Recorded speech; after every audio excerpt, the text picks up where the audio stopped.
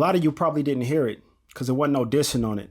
But on Section 80, Astrobot sang about the fancy girls on Long Beach Boulevard who were flagging down all the flashy cars. And K-Dot told a story about the Compton Blade, located a block away from Luders Park, where Rosecrans and Long Beach intersect. The story revolved around the exploits of a 17-year-old young lady that K-Dot witnessed jump into the El Caminos and the squad cars where Johns awaited with their Johnsons elated for her to jump in and jump on and deflated, due to what I'm sure was a number of unfortunate life circumstances that predated.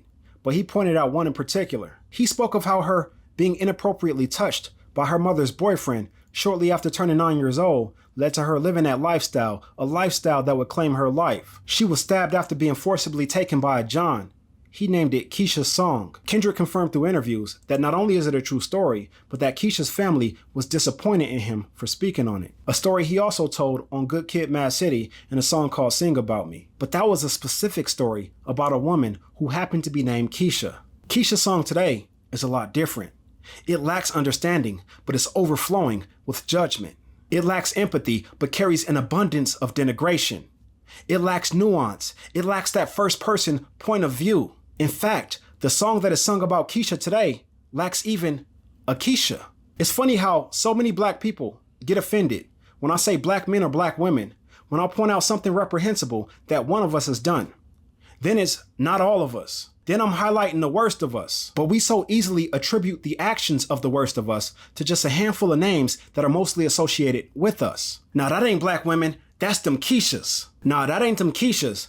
That's that Kiesha, that Brittany, that Simone, that Yolanda, etc. When Pac said Brenda had a baby, we didn't just start calling all teen moms Brendas. See, if we're gonna tell Kiesha's story, we have to tell it correctly. How they are mothers and wives and city council members and mayors of the blackest major city in the United States. How they spent the majority of their lives acting on screen and how they had charitable affairs and lead the youth foundation for the most recognizable brand in basketball. How they're historians, professors, and authors. They sing their heart out. They hoop. They have doctorates, they're psychologists and physician assistants, and most are not famous or haven't done something notable, but I'm sure they fill classrooms across this nation as educators. They fill patient rooms across this nation as nurses. I'm sure you can find them in traffic as bus drivers and mail carriers, and in department stores as clerks and managers, and office buildings as assistants and executives. Most of our women are not out here living a city girl life. And what happened to just calling them city girls and thoughts to go along with your Pookies and Ray Rays? Why are we denigrating real names?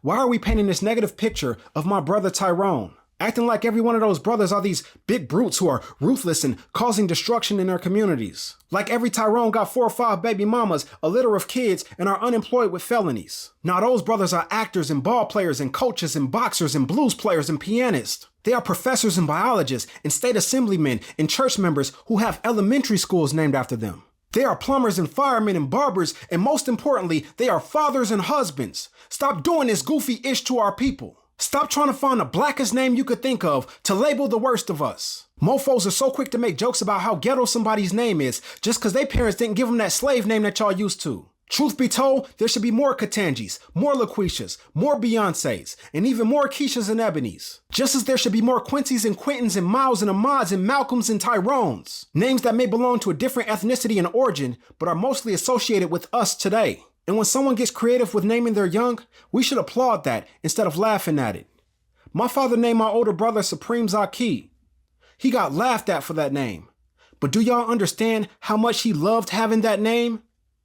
I was named Anthony Julius after my cousin that passed before I was born. Do y'all understand how good I feel? Knowing that I don't come from some goofy self-hating bloodline? Y'all can label us whatever y'all want to. Just know that you're the Uncle Tom. You're the Steven from Django when you spread falsehoods that hurt our communities. That's not Keisha's song, nor is that Tyrone's character.